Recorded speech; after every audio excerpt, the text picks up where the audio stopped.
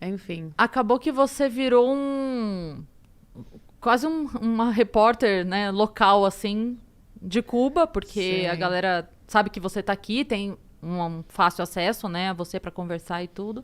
Sim. E você conhece gente que está lá nesse momento, E né? eu fui Então, uma das primeiras pessoas aqui no Brasil a denunciar, né? Eu fiz um vídeo, acredito que um dia antes, um dia antes, que eu fiz um vídeo denunciando sobre o colapso da saúde em Cuba. E foi esse colapso que levou o povo a se jogar pra rua. eu quero que a gente fale um pouco disso também, porque é um assunto que a galera sempre elogia muito, né? A saúde cubana e tal. Então a gente vai falar disso daqui a pouco. Mas antes da gente chegar nessa parte, eu queria entender direito, até pra galera que tá assistindo a gente agora, você morou lá criança, adolescente? Como é que foi? Você nasceu lá? Eu nasci em Cuba e morei até os 12 anos. Tá, e você morava seu pai, sua mãe, todo mundo? Sim, Tá. minha família. Tá. E uma parte que sempre morou fora, né? Eu tenho família em todo que canto do mundo, assim, Espanha, Venezuela, Estados Unidos, assim, Por parte de mãe e de de pai? mãe e de pai. E Nossa. essa galera que saiu fugida também, já morava fora? Como é que é? Eles saíram fugidos há muito tempo atrás. Lá nos anos 60, tem uma tia que saiu bem no comecinho, que foi uma das sortudas da família, né?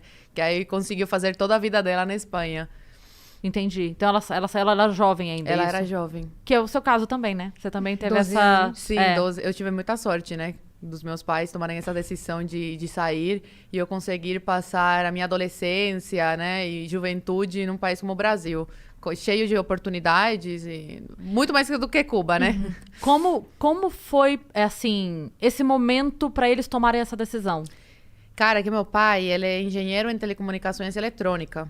E ele era o chefe de ETEXA. ETEXA é rede de telefonia, quem cuidava da telefonia. E da internet, que na época era completamente proibido. Meu pai, nessa época, tinha acesso. Pra você ver o cargo que ele ocupava. E Ele tinha acesso à internet? Ele tinha. Ele Caramba. cuidava do acesso da internet da cúpula, né?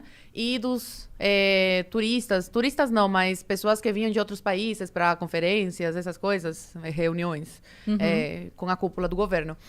E aí, quando você chega nesse patamar assim muito alto no trabalho, você precisa virar do Partido Comunista de Cuba, você tem que entrar. E aí começaram a sondar meu pai, jogaram na parede e falaram, olha, você tem que entrar pro Partido Comunista de Cuba, está na hora, que não sei o quê. E aí meu pai como que ficou enrolando, não podia falar um não direto, senão perdia o emprego e ainda ia ser perseguido, ele e toda a família. Então ele entrou em contato com a prima dele, brasileira, e ela fez uma carta oficial convidando ele para vir pro Brasil. Foi em 2005 isso. Imagina, é muito mais complicado do que é agora para sair de Cuba. E aí, deu tudo certo, a carta deu certo, meu pai deixou minha mãe grávida, da minha irmã do meio, me deixou com 5 anos, e veio pro Brasil.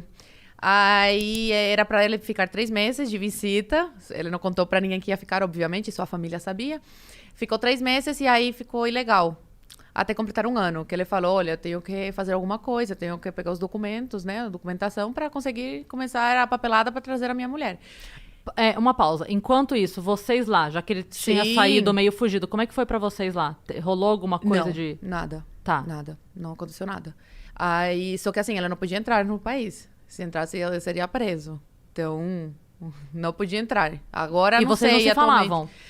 Poucas vezes. A gente tinha acesso, minha mãe tinha acesso a e-mail, através de um amigo dele, que trabalhava em ETEXA também, que emprestava o e-mail para minha mãe se comunicar com meu pai, ou com meus primos que trabalhavam num programa parecido com o Mais Médicos, e eles também tinham acesso na época a e-mail. Aí minha mãe pegava o e-mail deles e mandava, Tá. se comunicava com meu pai através disso. E aí meu pai veio pro Brasil, nesse período ele ficou ilegal aqui, até completar 1 ano. Completou 1 ano, foi a Polícia Federal, porque não dava mais para ele ficar assim, sem documentação e tal, e pediu asilo político. Aí ele ficou aqui como exilado político. Depois de quase 4 anos, ele conseguiu tirar minha mãe de Cuba. Aí minha mãe veio pro Brasil, deixou eu e minha irmã em Cuba com os nossos avós. Eu tinha 9 anos e minha irmã 3 na época. Nossa.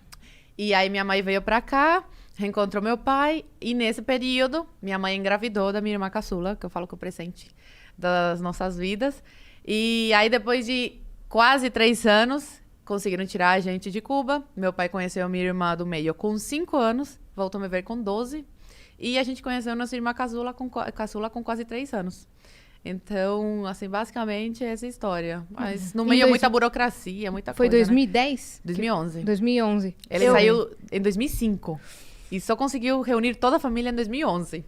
Meu Deus. Agora, é assim, você contou que seu pai tinha um cargo relativamente importante e aí ele deveria ter um salário melhor do que outras pessoas do país. Então, eu quero dizer assim, como Menos era... pior. Menos pior. Então, é por isso que eu quero perguntar, assim, mesmo sendo menos pior, como era a vida de vocês? Como foi essa infância? Onde vocês moravam? Como era a casa? O que você A lembra? gente morava na casa da minha bisavó. Tá. Da minha bisavó. Muito antiga, caindo aos pedaços. Tanto que depois, meu Deus, caiu literal aos pedaços. A nossa vida era confortável, se comparado com a vida de um cubano que não tem um cargo tão alto. Mas mesmo assim é de muita pobreza, muita escassez. Então, até hoje eu tenho esse trauma de comida, por exemplo. Que eu vejo comida e eu preciso comer.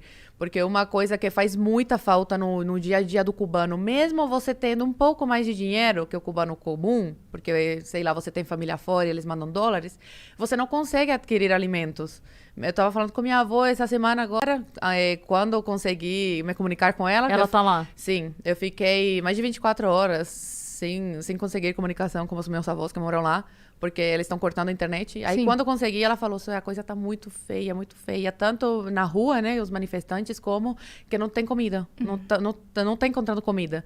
Aí, eu e meu pai, a gente mandou dinheiro, mas de nada adianta o dinheiro, porque não tem da onde tirar, não tem.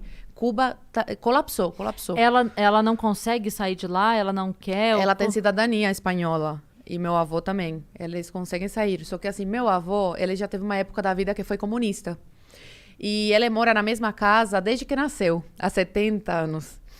Então, ele é muito apegado às coisas dele. Ele fala que ele quer morrer lá. Então, minha avó não pode sair e deixar meu avô sozinho. Entendeu? Sim. Porque os filhos não estão mais em Cuba. Minha mãe está no Brasil, o irmão da minha mãe está nos Estados Unidos. E então, minha avó fica lá pra ficar com ele, né? Pra Sim. fazer companhia. A vida inteira casados, né? Não vai abandonar. Então, eles têm, na verdade, uma ligação com toda a vida, toda a história deles que É muito tá lá. complicado pra gente, Sim. né? De imensidade, assim. E- Uma nova realidade tão diferente, né? Porque meu avô, quando veio aqui, ele estranhou muito a realidade do Brasil. Ele já veio pra cá. Ele já veio, a gente já trouxe. E ele ficou como, assim?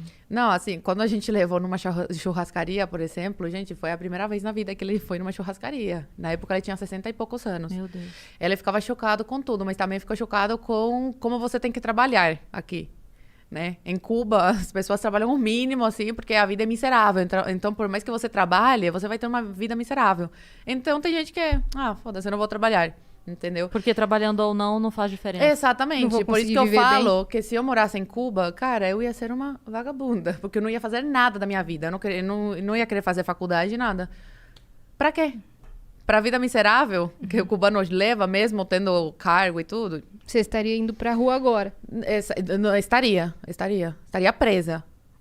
Provavelmente. Muito antes disso, porque desde cedo já comecei, né, com a minha língua.